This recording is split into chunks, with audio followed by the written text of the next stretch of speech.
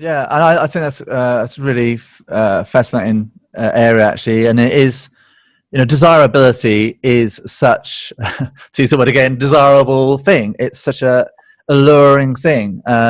If you look at a big fashion brand like the Gucci's, the Armani's, etc., they have these, obviously, they're famous for their catwalk pieces, and we've all seen the supermodels, strutting themselves down the catwalks, and they're, I don't know prices because I don't buy those, but it's 10 grand a bespoke suit or whatever it is. They make more money out of selling belts than they do those higher ticket items. But it's, I don't know if you know, but that's a fact, right? And that's what sets a desirability. And if Harrods probably makes more money out of selling those, whole green plastic bags than they do all the stuff inside, because it's, a lot of people can't afford to shop in Harrods, but they'll go along for the day, like it's a day out, and they'll come up with a plastic bag. They'll buy a piece of chocolate or something from the food market. But desirability is such a desirable quality, and if you're not selling desirability, you are getting close to being a commodity, 100%. And that's massively dangerous, especially in the world of Amazon, where you can just go to the person that's willing to accept the smallest margin and buy an almost identical product if you're selling products.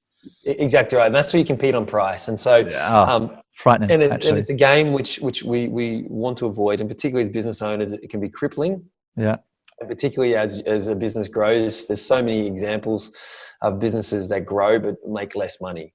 Yes. Less profit. And so part of the reason is because if there's a price war, and if you're competing on price and you increase your overheads but drop your prices, it's pretty logical what happens to the growth and to the profitability of a business. And that's why a classic line I hear from a lot of people who have a decent sized business, might be 10 or so people or so in it, and they're sort of pulling their hair going like, we should go back to the way it was with me and just a few people when it was hugely profitable. And so part of that is getting out of that. How do you avoid getting into the price war game? It's not the only thing, there's other things to it, but there's also an energy that a small team has, which is very hard to have in a bigger team. And of course, a lot of things that attracts those spirits into a young, dynamic startup style business, it's a totally different energy, and not everyone wants to move into the managing phase of a business where it's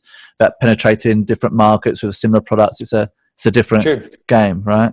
True, yeah, and we find that up to 12 people as a life can build a lifestyle business, and there's an important metric we want to be measuring, which is revenue per person. Per person, yeah, I like that. Yeah, well. So so if it's 200,000 revenue per 200,000 Australian dollars, that is, so pounds, call it 100,000 pounds revenue per person, and US dollars, whatever that is. About the same, actually.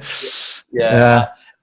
So that's a bit of a sweet spot we find. And so beyond 12 people, you really start to get into that realm, what you're talking about, the conversation shifts into much more about targets and projections and things of that nature.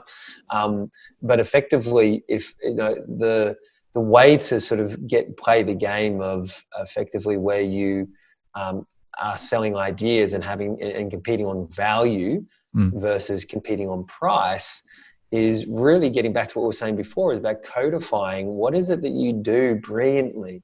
What is it that you are, if you could only serve one market, who would that market be? It's what we call micro niche. And you really get to know their world inside out, and you become a specialist to them as opposed to positioning yourself as a generalist. And that's where a lot of businesses, particularly as the more they grow and if they're not super clear on who their micro niche is, they can expand into different areas. And those different areas they serve well, but not brilliantly. And the message becomes a bit more watered down. So part of it's going back to just refining that message of who do you serve better than anyone else? How do you position yourself as a specialist? And, how do you actually then come up with an idea to target the dormant marketplace, which gets them to buy into something like a way of operating. In our case, it's like a key person of influence. What we've found is the less influence you have in business, the more difficult it is. Because influence for me is just a transference of trust. The more people that you have that trust you in the marketplace. If I was to give you two examples, if there's two businesses, business A has 50 people who know, like, and trust them. You've got business B who've got 5,000 people who know, like, and trust them. Which one would you invest your money into? Well, pretty obvious, isn't it? 5,000. And so effectively, that's for us is like that's our big idea. And I find that most businesses, if we can come up with a big idea that's really radical, that allows businesses and allows to educate that sort of marketplace of individuals, it's where you can really shift the game from being seen as a commodity to decommoditizing yourself and getting people to buy into an idea of destination that you take them as a business to, which really not kills off the competition, but radically eliminates them or reduces the competition, because you're just seen as doing something completely different. I can give some examples of it if you want, but that's effectively what we find is one of the best ways, particularly in these times, to be innovating. Yeah, my actual background, as you probably know, actually is design, and I've actually got a master's in service design. So I'm a little bit biased, but I feel that service is, the best way to add value. And we didn't use the word, but I think everything he was talking about was about service. And I think what a great exercise, and actually I'd urge anybody to do this, and I need to remind myself to do this as well sometimes, is think about whatever you're offering right now. And actually I'd even invite you to consider this. And then, okay, let's assume you're going to basically deliver a similar product / service, but he's going to charge 5 times as much. What would you add to that experience or service to make it worth that? And even if you don't decide to do it, it's a really kind of interesting experiment. And I'm kind of waiting for, right now we're in lockdown, everyone's buying stuff from takeaways from the delivery companies and Amazon deliveries, etc. And I'm waiting for the experience. Like, how do Harrods send their stuff out? And I want a limousine to turn up at my door.